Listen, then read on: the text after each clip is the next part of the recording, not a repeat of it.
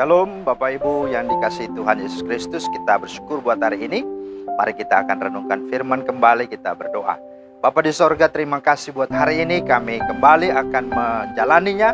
Maka kami mohon supaya Roh Kudus menolong kami untuk kami boleh mendasari hari ini dengan firman-Mu, supaya kami hidup di dalam firman-Mu sehingga hidup kami berkenan dan kami boleh berkemenangan sepanjang hari ini. Dalam nama Tuhan Yesus kami berdoa. Amin.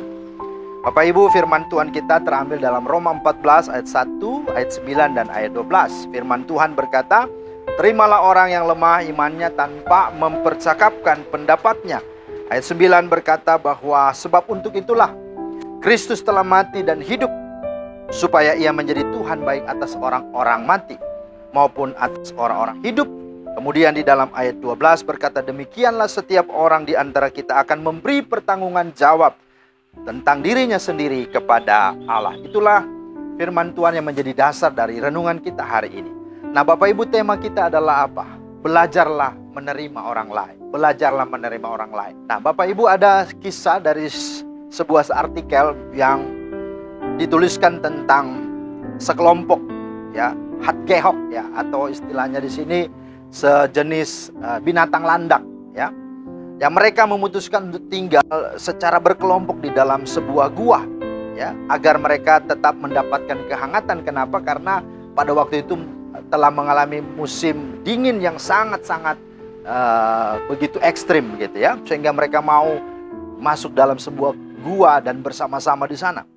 Nah, tetapi hal ini merupakan sebuah dilema bagi mereka. Kenapa? Karena untuk mendapatkan kehangatan ya, mau tidak mau mereka harus mendekatkan diri satu dengan yang lain. Sedangkan pada saat mereka mulai merapat, duri-duri mereka mulai melukai teman-teman terdekat mereka. Jadi mereka, karena duri-duri ya, namanya binatang landak itu saling akhirnya ya melukai satu dengan yang lain. Nah, tetapi jika mereka memutuskan untuk menjaga jarak satu dengan yang lain, ya akibatnya mereka mulai merasa dingin ya, dan mulai membeku ya, dan akhirnya mereka akan terancam mati. Jadi setiap mereka harus memutuskan ya, apakah menerima duri-duri dari teman-temannya atau mau mati kedinginan. Nah saudara, secara naluri mereka akan memutuskan untuk kembali bersatu.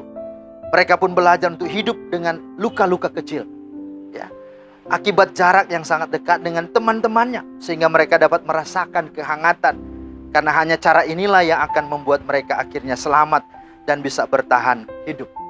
Nah Bapak Ibu, saudara yang dikasihi Tuhan, hubungan yang terbaik dalam hidup ini bukanlah hubungan yang terdiri dari kelompok orang-orang yang sudah sempurna ya, tetapi yang sebenarnya adalah dari kelompok yang masih belum sempurna. Karena kita semua belum sempurna dan masih dalam proses disempurnakan ya. Bisa saja proses sempurna itu ada di dalam rumah tangga kita, suami, istri, orang tua, dan anak. Bisa juga di dalam konteks sekolah kita, ya, guru dengan teman, dengan ya rekan-rekan sekolah kita, atau juga di tempat pekerjaan kita, bahkan juga di gereja. Ya, bahwa semua orang itu sesungguhnya hadir. Ya, tidak langsung kita bisa terima, tetapi di sini kita mau belajar. Dan kadang-kadang orang tidak menerima karena melihat kelemahan, melihat kekurangan, dan kita juga merasa bahwa wah, ini tidak cocok dan seterusnya. Belajarlah dari seekor atau sekelompok binatang landak ini. Mereka harusnya akhirnya tidak mengapa terlukai. Untuk hal-hal itu mereka akhirnya bisa mendapatkan sebuah kehangatan bersama. Nah saudara yang dikasihi Tuhan Yesus Kristus, maka melalui firman Tuhan ini kita sungguh-sungguh ditegur oleh firman. Karena kehadiran kita sesungguhnya ya bukanlah orang yang sempurna, dan demikian juga orang lain. Karena itu mari kita mulai melakukan firman Tuhan ini. Seperti apa firman Tuhan sampaikan kepada kita?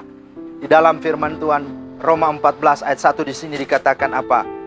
Terimalah satu dengan yang lain. Dikatakan di dalam ayat 1 bahwa terimalah orang yang lemah imannya tanpa mempercakapkan pendapatnya. Ya memang dia punya kelemahan, tapi jangan kita bicarakan kelemahannya. Jangan kita ya pergunjingkan, apalagi gosip tentang itu ya, itu sesuatu yang sungguh tidaklah benar. Tapi belajar dari Yesus di dalam Roma 15 ayat 7 dikatakan, mengapa kita menerima orang lain? Itu karena apa? Karena Kristus Yesus sudah menerima kita. Dengan semua kejelekan kita, ketidaksempurnaan kita, bahkan kejahatan dan berdosanya kita.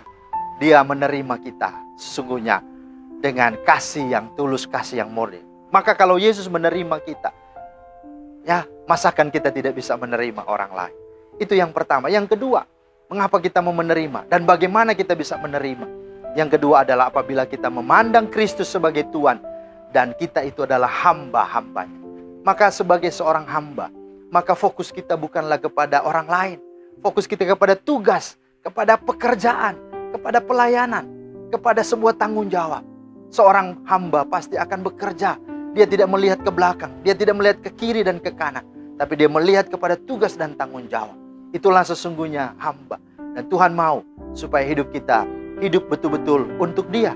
Jangan melihat orang lain, jangan membandingkan diri dengan orang lain, jangan membicarakan dan mencibir segala kelemahan orang lain, tetapi lakukanlah tugasmu, maka Tuhan akan memberkatimu. Dan yang ketiga, bagaimana kita bisa sungguh-sungguh dapat menerima orang lain dan mengapa kita bisa melakukan?